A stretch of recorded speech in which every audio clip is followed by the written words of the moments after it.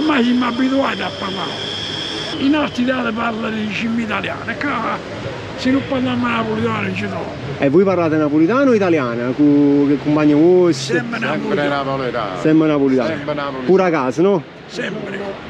Buongiorno. L'intervista chi parla napoletano. Potremmo parlare con nipote, un po' italiano, si va a scuola. Ti vanno a scuola?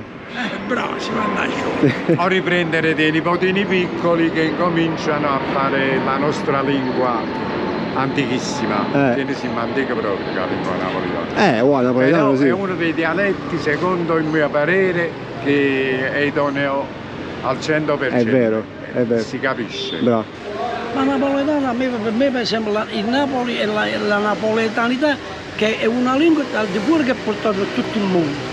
Perché ci sta proprio chi vuole, ci piace proprio sentire proprio parlare i dialetti proprio napoletani, anche se non lo capiscono. Però l'importante è che sentono quella cosa che parli napoletano, che poi noi quando parliamo napoletano parliamo in allegria, come devo dire, ci diamo qualcosa in più alla nostra lingua napoletana. Come no, come no. E voi parlate napoletano tutti i giorni? Il quartiere è qua, comunque un quartiere napoletano, si parla napoletano.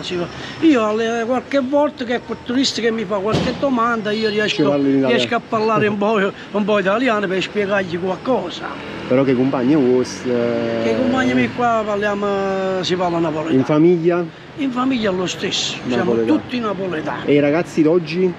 I ragazzi d'oggi non capiscono, sì, parlano solo napoletano, perché i ragazzi oggi non capiscono. Non napoletano. Che vuol dire tiene a capo solo per spartere il orecchio? Tiene a capo per spartere il re, cioè sono quelle persone un po' ignoranti che parlano solo e noi diciamo a capo tiene solo per spartere i due re. Chi chiagno fatto a chirire? Chi chiagna è fatto. Si dice chi chiagna è fatto. E cioè? E cioè chi chiagna è chi che per esempio sta sempre buono. E invece non sputa in cielo che in faccia ti torna? Quando fai qualche azione malamente. O qualcosa di male a qualcuno che non sputa in cielo che non faccia ti torna.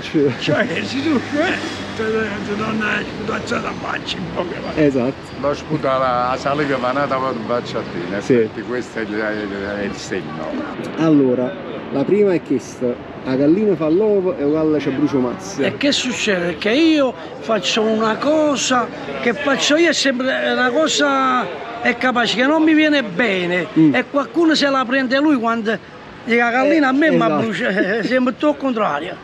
La gallina fa l'uovo vuol dire che la gallina quando fa l'uovo gli brucia un po' dietro. E allora il gallo parla che lo sente lui.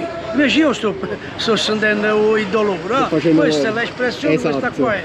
E invece la carne sotto e maccheruna coppa. Maccheruna coppa perché giustamente la carne sotto, in poche parole, quando è capace qualcuno, il discorso è qui, giustamente viene prima i maccheroni e poi viene la carne sotto. Quando si mette la carne sotto vuol dire che qualcuno, come devo dire, è capace vuole parlare nei miei confronti qualcosa che è lui e me lo vuole trasmettere a me. Una cosa al contrario, ciò facciamo.